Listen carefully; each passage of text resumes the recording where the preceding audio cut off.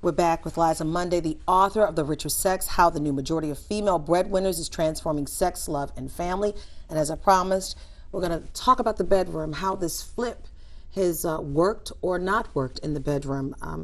Talk to me, Liza. This is a very sensitive subject for a lot of people. Yeah, but people are actually also, I get asked this a lot, actually. Really? Yeah, and obviously human beings are complicated and it varies. And I would argue, and I do argue, that for young women, being empowered, having your own earnings enables you to wait around. You don't have to commit yourself. There's this idea that women used to trade any number of things in marriage, trade their sexual services for marriage, for provision, or trade their domestic services, that marriage was a deal or a trade. And one of the things a woman was giving was her sexual service in order to be provided for. Women don't have to do that anymore. So I would argue that for young women, you're looking very skeptical. No, that's okay. I'm thinking about some things as you're saying this. Okay. All right. I would argue that for young women, it's good to be in a position where you can wait around, where you can have maybe a number of sexual partners and find the right person for you, or a man who's willing to chip in with housework, which young women are very interested in.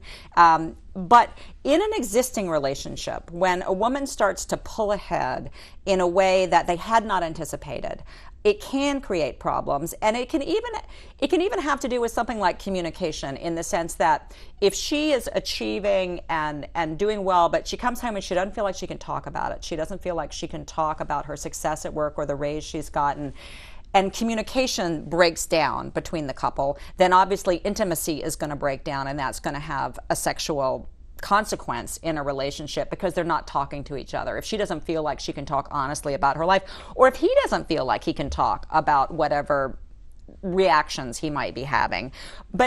And so I think in any couple, when they're taken by surprise by a situation and they don't feel like they can talk about it, that's going to create problems. Now, but I did interview women who found themselves partnered with men who were particularly bothered by this. And I think sometimes if the men have any self-esteem issues, we mentioned the couple in South Texas where he left her for a woman who was more conventionally feminine. And he also became retaliatory in the sense that he would tell his wife she was unattractive, that she was earning and he felt like she was ahead of him, and he would say, you've gained weight, you're not attractive to me anymore, to make her feel bad about herself. But even when they broke up, he was in the hallway of the job telling her how she wasn't this, that, or the other. She wasn't this, that, or the other. And I interviewed another woman in Texas who, a very high earning woman working in IT, who had acquired, quite a substantial nest egg, and she didn't want to have a family, but she wanted a companion, and she found a guy who was gregarious and fun, and she thought, well, we'll have a great time together. I don't mind paying for the trips. We like playing golf together. I don't mind paying to go to Europe.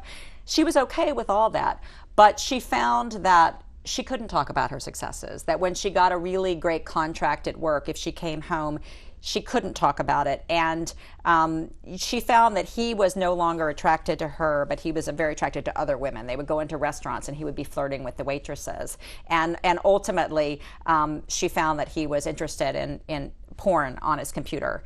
And so a more conventional kind of image of femininity. So it's a sad story, except that you got to assume that this guy probably wasn't a prince to be married to anyway. And one of the things they were arguing about was whether or not she should get a dog. And she got the dog. And one day she had this epiphany. They were arguing about it. She said, you know what? I'll keep the dog and get rid of you. And so the happy side of it is, in a relationship that is unhappy for whatever reason, and relationships can be made unhappy for any number of reasons. That's true. Women can leave now. And actually, the economists call this the independence effect. And in a way, it's what the London Times was afraid of when they said, what is to prevent a woman from going where she likes and doing what she pleases if she has her own earnings? I mean, they were right. If a woman's in a relationship where it's unhappy, now it's easier for her to get a divorce. And I've interviewed plenty of women who made that decision. And it's not easy, it's painful, but it's better than being miserable in an unhappy relationship and feeling that you can't leave because you are impoverished. And interestingly, when we talk about one reason why young women are achieving and going to college, I talked to any number of young women and young men who had mothers who were unhappy in their marriage and couldn't leave because they didn't have the education or didn't have the earnings, or who did get a divorce, but but were impoverished after their divorce. And I think that's one of the things that's driving women into college is the feeling I've got to be able to provide for myself. And reinvent yourself. Yeah. Well, another thing you just touched on, breadwinning women are getting divorces and things of that nature, as you're saying, because sometimes they just don't want to take what the outcomes, some of the outcomes have become, be it intimidation or turn off or what have you, or just bad situations. But you also say in the book that breadwinning women are more discerning and they're more willing to stay alone, be alone more so than to partner with someone. Yes. Look around at a restaurant the next time you go to a restaurant and notice how many tables of women there are. I mean, we definitely know that marriage has declined in this country. More adults are living single. Some of them are cohabiting.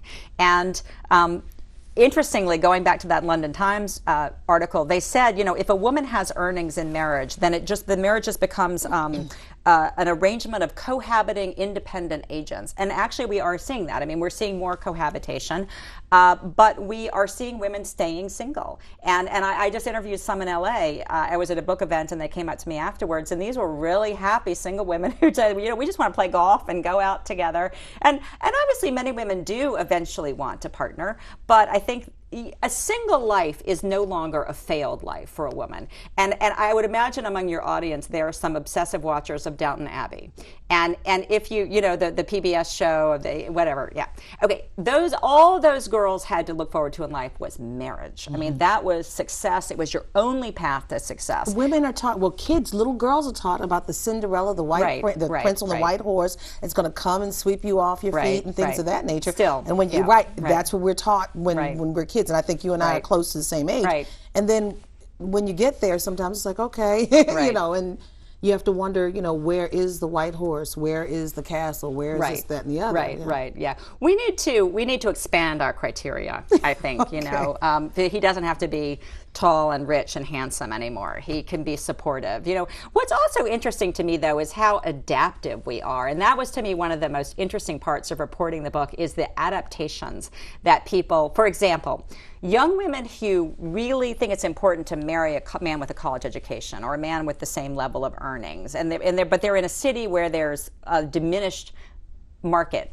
They are jumping on airplanes and they're going to other cities to expand their pool of potential mates. I interviewed this young woman down in Miami, which is high among the cities where young women out-earn young men. And she travels to New York all the time. She goes to San Francisco, she goes to Seattle, she goes to Tallahassee because she's got the resources, she's got the airport close by. And so that was, to me, travel was an interesting adaptation for young women who still, I guess, want the tall guy on the horse or whatever. But also seeing women who were expanding their criteria and looking for boyfriends who would be supportive, who would move for them, who would help out around the home. And also an interesting adaptation that I saw among some Latina women in Texas was marrying men who didn't go to college and then making them go to college. Or inspiring them to go to college. One very happy couple in South Texas, you know, got married, high school sweetheart. She had a undergraduate degree and a bachelor's degree. He had neither, in part because young men feel like they have to get out in the workforce as soon as possible. They think of themselves as providers. So he had left college in order to take, you know, a sort of a low-paying job. She had stayed in college and improved herself, but then she inspired him. She said, you know, you've got to get that degree and I'll facilitate it and I'll help you. And I hated statistics and you hate statistics, but you'll get through it because we're a team. And so it was really interesting seeing we are ultimately a very adaptive. And I think we will adapt to this new situation. There are going to be some transitional moments. Many.